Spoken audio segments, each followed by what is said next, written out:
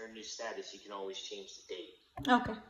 What I want all applications teams to do is dump their stuff in so that we can see our releases all in one spot, and then when things come up like, hey, there's an investor meeting freeze March 4th to March 7th right now. Okay. I don't want any changes going on. It's like, oh shoot, what do we got planned, right?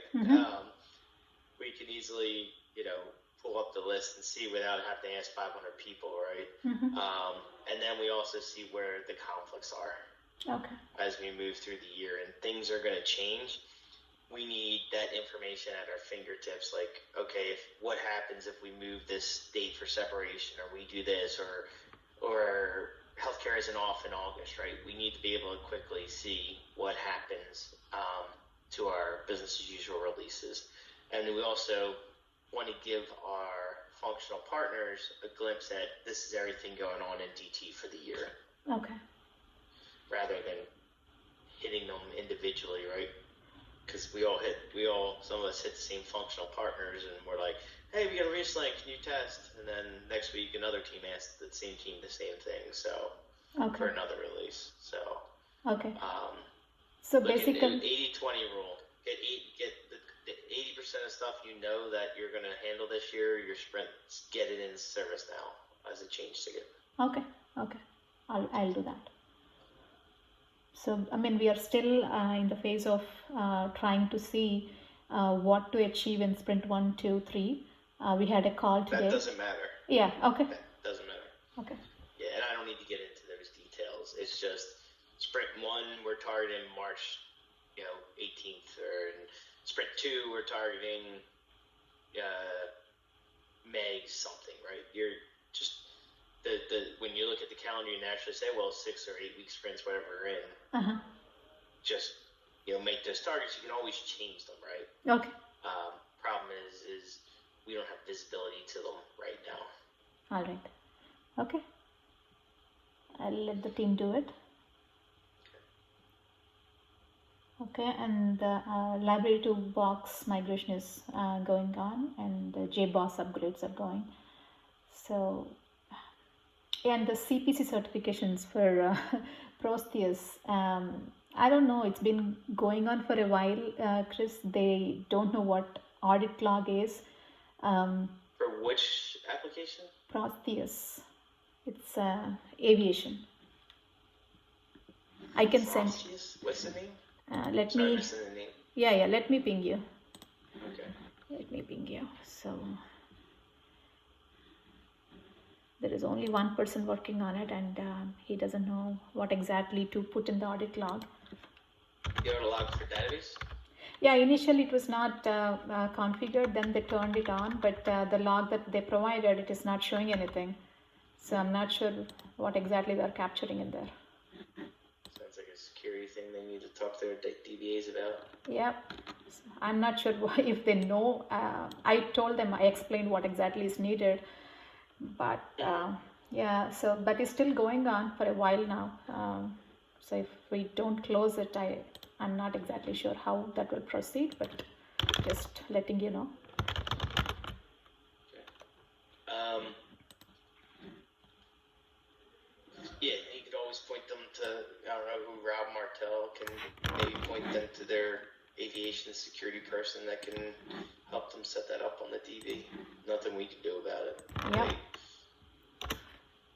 That's the one I just pinged you. Protheus, not Prometheus? That's the name I got in the email, so. Protheus. No. When I see Protheus, I don't know what that means. I know Prometheus, but it's missing an N. So, Kyle Wanderher, I don't know if you know him from aviation. He is one of the contact for that. Oh, it's an actual ERP.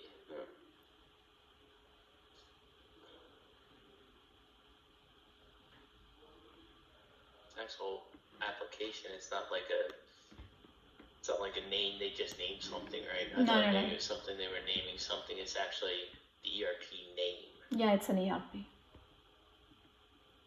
I mean, like the company name. There's a third-party company, Protheus.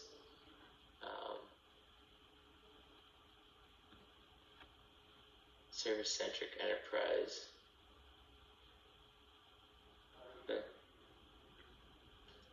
Okay. That's a new one on me. Okay. Yep.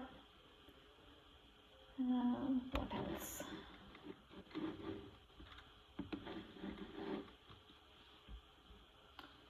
I think that's about it from my side. Yeah. So there is one thing.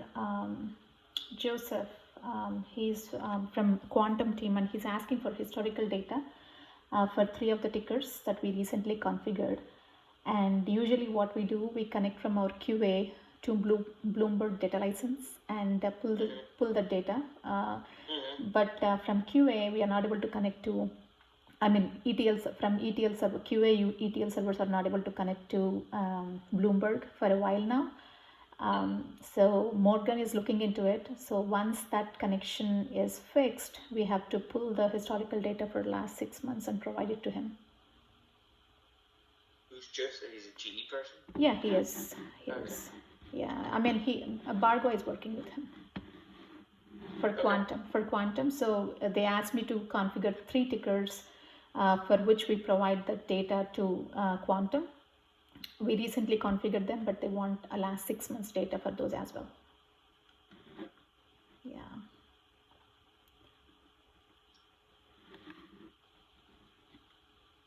That's all, Chris. So. Okay, I'm just looking at my list here, see if there's anything I forgot. Yeah, and LDM calls are going well. I was the pod lead last week, and we are kind of rotating between us. Only one person we are not doing it as a pod lead. So last week it was me. This week Fabian is running. Next week Donna will take over, so that we all know how it is going, how to do. Yep, I've tried doing one a week, so I kind of go do Gemba one day out of the week for each one. So I forgot which day I was on last week, but I was on one of them last week. Okay. It was quick. Yeah, it 10 is. minutes, not even 10 minutes. So. Mostly Fridays takes more time, like 30 minutes, because we are kind of getting into the details of unit testing, wins of more wins. We are checking for the wins every day, but usually Fridays they have more details about it, and also security scans. So we talk all those weekly, so that takes more time on Friday, but otherwise it's like 5-6 minutes. Okay.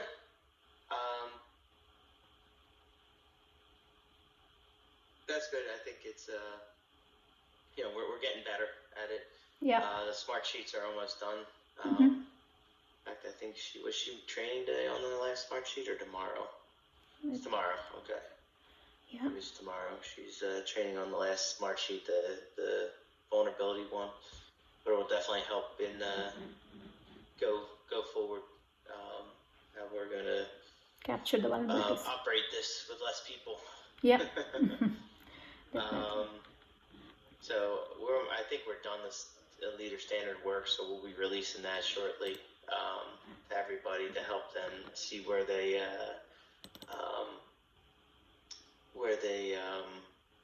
where operating rhythms are, and then after next week, I think we can have your year-end review. So I'll be setting that up. We'll do a full hour. Okay. And I'll probably release your write-up like a day or two before the meeting. Okay. We just have to wait till next week. We get the final okay to release them. Okay. And then shortly after that, we go over merit and bonuses, and we set priorities by the end of the month. So the pillars will be out soon, but I just ran some of your priorities through you, right? Just think about your personal goals, what you want to accomplish this year, what skill set, whether it's soft or a technical skill, you want to sharpen this year or gain experience in, because you'll want to put that into your priorities for your personal development. Yep, sure. And then we got to start thinking about where you're targeting, Nova or Aerospace.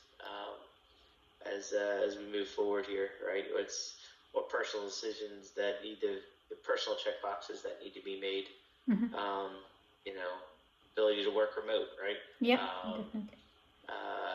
You know, what kind of growth you want, what kind of business you want to be with, what culture you want. You know, absent of knowing what the jobs are, you at least need to have those questions answered for yourself. Yeah, sure, Chris. So, is it like when it is approaching, right, Chris? So, when the separation is approaching for Vernova or aviation, so will, if there is a chance, right, to coach us, like I may have something in mind, like, okay, I want to go here, but as a people's leader, is there some coaching? You might be thinking differently. So, can we hear what you're thinking? Well, yeah, we'll try to match the two. I tell you, it's the same thing we've always talked about. Like, what's next? Where the growth pattern, what positions? You know, we won't know the positions available for a little while now. But when we know them, we'll have those conversations. And you could say, well, you'll see that aerospace is one size team and energy is another. And you'll see the positions that are posted for both, and we can have those conversations with how I may see the world, right? Yeah. But ultimately, at the end of the day, it's you're going to have to make that decision with where you want to go, based upon how you want to continue your career. Yep, sure. Smaller company, aerospace can be smaller, obviously. Or something bigger, more growth. But again, they had to meet those personal things like being able to work remote and everything. That's right, yeah. I mean, did you get a chance to attend this business spotlight session this morning, Chris, about GE Vernova? Yep. Okay, I didn't attend. So, any news? They're gonna post it. There's no news. It was just sharing culture and stuff like that. Okay. How they see the business shaping up and where they gotta maneuver themselves for. So yeah, when they post that, and I think it was last Tuesday, they had a call too, which they post. It's definitely worth listening to because you get a sense for the business, the culture, and what the leaders are like. Okay. There's one piece of news I should share with you. Larry Bostwick, did you hear about him? Yep. He's the sourcing, right? No, I said, did you hear about him? No. He's been actioned. Oh, really? His last day, I believe, is in March. Okay. He told us and said we could share with people that need to know. I'm telling you because you need to know because of all those MDM contracts, market data contracts. Okay, yeah. Out there. So, if there's anything you need from him, anything that, whether it's contracts you're not sure of, contracts maybe you need more information on, stuff Sheila may have said, oh, well, Larry will talk to you about that when it's time to renew this. Yeah, Sheila. Pull that stuff out. That's right. I mean, Sheila, whenever I have a question, she's like, Larry is your go-to person and he knows pretty much everything. You can just check with him. So, yeah, this is news. This is news for me. So. Yes, it was news to all of us last week. So, when is his last day, Chris? March? It might be end of March. Okay. I don't know exactly, but I know it's in March. Is there any replacement for him? They're not. I mean, they have to observe it with him. We're still waiting to see who's going to be the main contact for us go forward. Okay. We should know by the end of the week. We're trying to secure that up. Okay. He's pretty good with the HC separation and all, the contracts, preparing the contracts and all. So, yeah, we have to establish that connection with the new replacement. Yes, and educate them on it. It's a big loss for us because Larry knew so much of our history and how everything worked. Unfortunately, they made a decision without consulting with us at the corporate level. So, it's unfortunate, but yeah, we have to now figure out how we're going to handle it. But I wanted to make you aware of that. So if there's anything that comes to mind, immediate, that we need to get from Larry or something, Okay. do raise it up, and we'll get it. Nicola and I will get it in front of someone. Okay. I'll do that. I'll try to make a list. Okay. I was a little comfortable thinking that he's there, so if I have questions, I can visit him and check with him. But Never get comfortable. Right. Okay. Hate to leave you on that news, but I wanted to make sure you got that. So you're aware of that going forward. Yep. But the sooner that I know who will be his replacement and who is the contact person, that will help. Okay. Yeah, Scott's coming. Okay. All right. All right. Well, I'll let you go then. All right, Chris. Thank you so much. Have a good one.